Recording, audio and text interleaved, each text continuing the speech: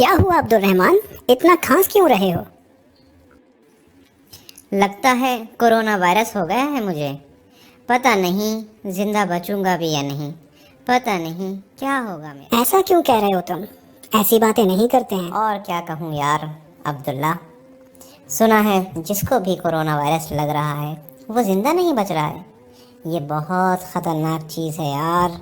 میں تو بہت پریشان. اس میں پریشان ہونے والی کیا بات ہے؟ اللہ پر یقین رکھو، کچھ نہیں ہوگا. اس اللہ پر جس نے ابراہیم علیہ السلام کے لیے آگ کو ٹھنڈا کر دیا، یعنی آگ جیسی خطرناک چیز ان کا کچھ نہ بگاڑ سکی. اس اللہ پر یقین رکھو جس نے موسیٰ علیہ السلام کے لیے سمندر میں راستہ بنا دیا، جس نے یونس علیہ السلام کو مچھلی کے پیٹ میں بھی زندہ رکھا. اس اللہ پر یقین رکھو عبد الرحمن، اور اتنی چھوٹی چھوٹی باتوں پر پریشان نہ ہو. صبر کرو.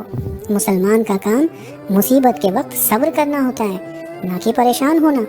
اللہ تعالیٰ نے قرآن مجید میں فرمایا ہے، سورہ بقرہ آیت نمبر 156، الذین اذا اصابتہم مصیبہ قالوا انا للہ و انا الیہ راجعون. اللہ تعالیٰ نے اس آیت میں ایمان والوں کی ایک پہچان بتائی کہ جب ان پر کوئی مصیبت آتی ہے تو وہ کہتے ہیں کہ بے شک ہم اللہ کے لیے ہیں اور اس کی ہی طرف ہم پلٹ کر جانے والے ہیں. ایمان والے اس طرح کی بات نہیں کرتے کہ ہائے اب میرا کیا ہوگا. سمجھے عبد الرحمن؟ ہاں صحیح کہا تم نے.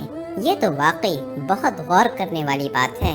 لیکن پھر آج کا مسلمان کورونا وائرس کو لے کر اتنا پریشان کیوں ہے؟ کیونکہ آج کے مسلمان کا ایمان بہت کمزور ہو گیا ہے. ہر چیز سے آج مسلمان ڈرنے لگا ہے سوائے اللہ کے.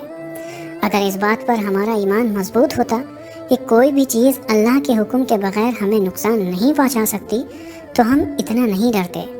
ان ینصرکم اللہ فلا غالب لکم، یعنی اگر اللہ تمہاری مدد کرے تو تم پر کوئی بھی چیز غالب نہیں آ سکتی، یعنی تمہیں کوئی بھی چیز نقصان نہیں پہنچا سکتی.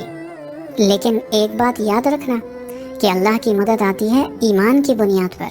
سو ہمیں چاہیے کہ ہم اپنے ایمان کو مضبوط بنائیں، ہر معاملے میں اللہ کے پابند بن جائیں. پھر دیکھنا یہ کورونا وائرس جیسی چھوٹی چھوٹی چیزوں کا ڈر ہمارے دلوں سے کیسے نکل جائے گا. جزاک اللہ خیر عبداللہ.